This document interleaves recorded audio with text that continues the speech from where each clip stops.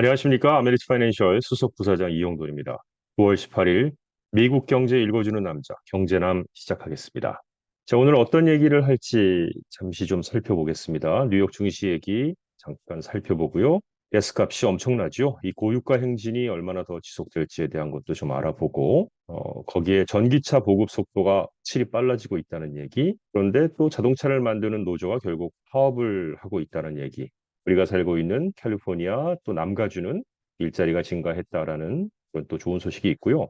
끝으로 그냥 혹시나 굉장히 많은 분들이 스트리밍 쪽에도 투자를 하고 계실 줄 아는데 미디어 산업의 변화는 어떻게 되는지에 대한 것도 간단히 알아보는 시간 갖겠습니다.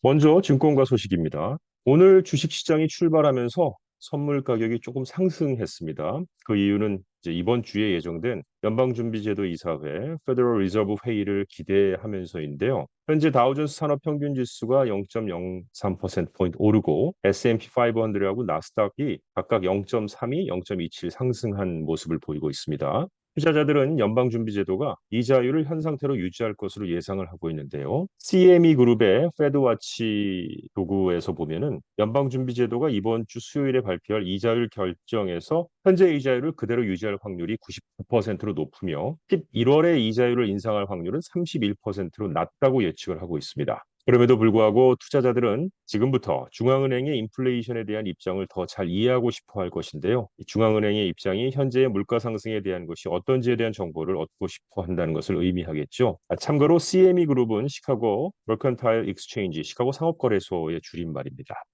국제 유가가 100달러 고지를 향하면서 세계 경제에 빨간불이 켜졌습니다. 유가 상승으로 인플레이션이 부활해서 놀라운 회복력을 자랑한 우리 미국 경제까지 위협하며 추가 금리 인상을 압박할 수 있기 때문입니다. 또한 북반구의 수요 성수기인 겨울을 향하면서 사우디아라비아와 러시아가 공급을 실질적으로 제한할 수 있는 방식으로 행동하면서 현재 미국 경제를 옥죄고 있습니다. 공급은 제한적인데 기록적 수요에 원유 재고가 고갈되고 있다고 파이낸셜 타임스가 설명했는데요. 그럼 이 미국 경제의 고유가가 주는 의미를 잠깐 살펴보면은 유가 상승은 다시 인플레이션을 끌어올려 그 연준이 어느 정도 성과를 낸 물가 안정화 조치들을 물거품으로 만들 위험이 있다라는 겁니다. 연방노동부에 따르면 8월에 소비자 물가지수 CPI 지수가 전년 대비 3.7% 상승했는데 이게 14개월 만에 최고로 가파르게 오른 것이죠. 특히 가솔린 가격이 뛰면서 물가 압력이 더해지고 있는데요.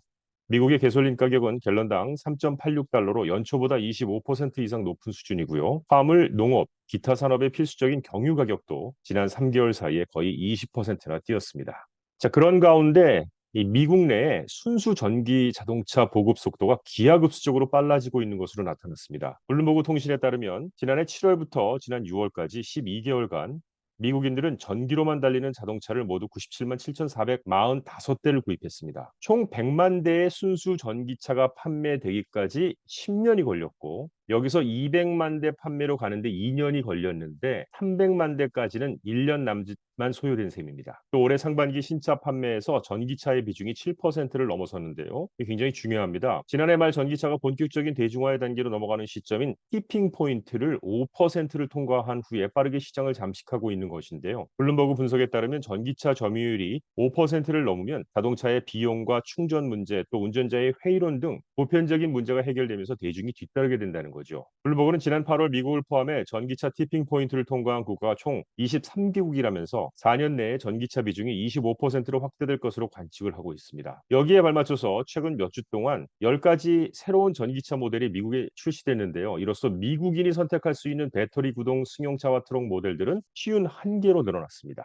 자, 이런 가운데 전미 자동차 노조 UAW입니다. 전미 자동차 노조가 포드와 스텔란티스, 제너럴 모터스 등 3대 자동차 제조사의 세계 공장에서 15일 동시 파업에 돌입한 가운데 제조사와 전미 자동차 노조의 협상이 재개가 되고 있습니다. 이 전미 자동차 노조 UAW가 세계 제조사를 상대로 동시 파업에 들어간 것은 이번이 처음인데요. 업계는 이번 파업으로 일주일에 약 2만 4천 대의 차량 생산이 멈출 것으로 추정했습니다. 또 각 업체는 주당 약 4억에서 5억 달러의 손실을 입을 것이라고 도이치방크는 추산하고 있습니다. 좋은 소식도 있죠. 캘리포니아, 특히 이 남가주 고용 시장이 신규 일자리가 증가하고 신규 실업 신청이 감소하는 등 전반적인 개선 트렌드를 이어가고 있습니다. 특히 관광업과 공공부문이 회복되면서 고용 증대를 이끌고 있는데요.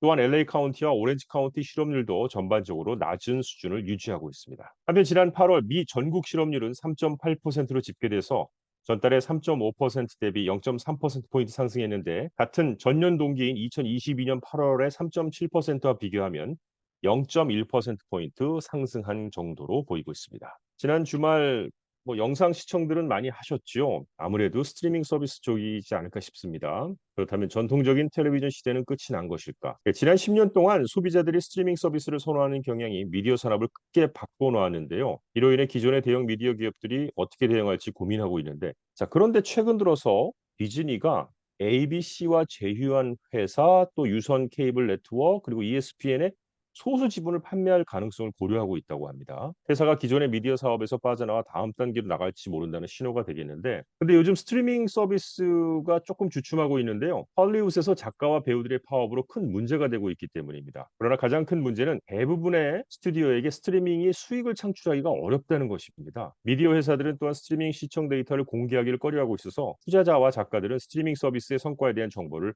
얻기 어려운 상황이죠. 어쨌든 전통적인 TV 방송이 점차 물러나고 스트리밍이 주류가 되고 있는데, 이로 인해 미디어 산업도 크게 변화하고 있습니다. 이러한 변화는 기업들과 업계의 다양한 이해관계자들에게 새로운 도전과 기회를 제공하고 있는데요. 앞으로 어떻게 될지 더 추이를 지켜봐야 되겠습니다. 이상 경제 읽어주는 남자는 여기까지입니다. 고맙습니다.